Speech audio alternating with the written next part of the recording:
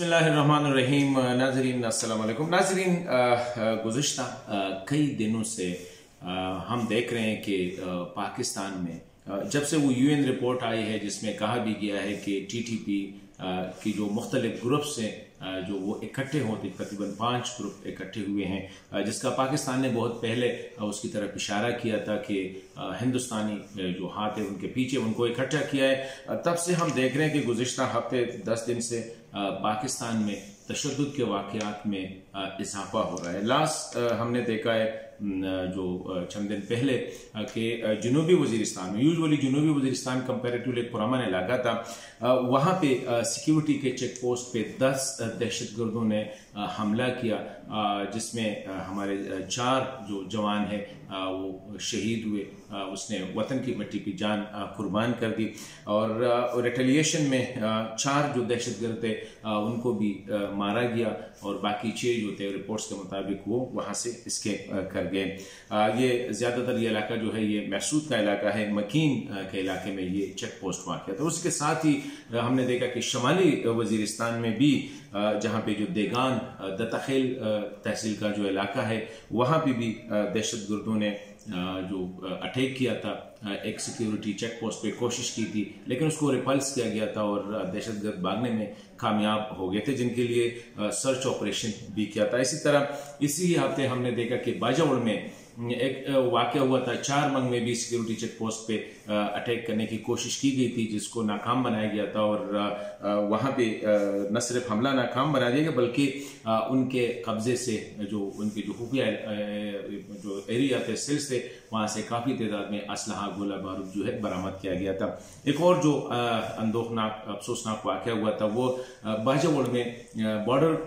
पार से जो दहशतगर्दों ने तकरीबन 5 या 6 जो रहते रॉकेट को फायर किया गया और पाकिस्तानी इलाके में एक 4 साल 5 साल बच्ची को शहीद किया था और 7 और बच्चे जो थे उसमें जख्मी हुए थे। हम देख रहे हैं कि ये एक पैटर्न नजर आ रही है। इसी तरह कराची में गुज़िश्ता हफ्ते जो खबर आई थी कि जो सीटीडी है, काउंटर टेरर डिपार्टमेंट जो है,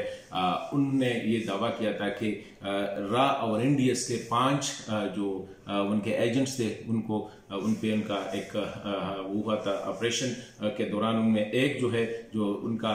खुदकुश बमबार कहा जाता है उनको हलाक किया था और 4 जो है उनको अरेस्ट किया गया है। ये कश्मीर रैली के दिन हमने देखा कि बलूचिस्तान में जगह जगह वायलेंस रिपोर्ट हुए थे, इसमें कश्मीर रैली पे ग्रेनेड अटैक और डीसी ऑफिस के सामने जो वाक़यात हुए थे। तो आज की वीडियो में मैं ये कहना चाह रहा हूँ कि इसकी तरफ न सिर्फ पाकिस्तान ने जो डोजियर इशू किया था जिसमें हिंदुस्तान की तरफ से अफगानिस्तान की सरजमीन को इस्तेमाल किए जाने का जो खदशा जाहिर किया था और अभी जो यूएन रिपोर्ट आई है उसमें भी कहा गया है कि टीटीपी के मुख्तलिफ जो हिज़्बुल अहरार, जमातुल अहरार वगैरह ये सारे जो इकट्ठे हुए हैं तो ये पाकिस्तान में तशद्दुद में इजाफा हो सकता है।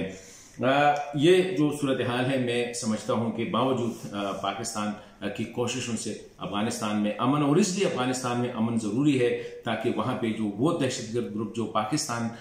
के खिलाफ अफगानिस्तान की सरजमीन इस्तेमाल कर रहे हैं उनका भी काला कामा उस वक्त हो सकता है जब अफगानिस्तान में मुकम्मल अमन कायम ना हो, क्योंकि हिस्टोरिकली पाकिस्तान का डर भी यही है कि अफगानिस्तान की सरजमीन अफगान हुकूमत नहीं बल्कि हिंदुस्तान जो है वो पाकिस्तान के खिलाफ इस्तेमाल कर रहे हैं और पाकिस्तान का वेस्टर्न एरिया जो है वो हिंदुस्तान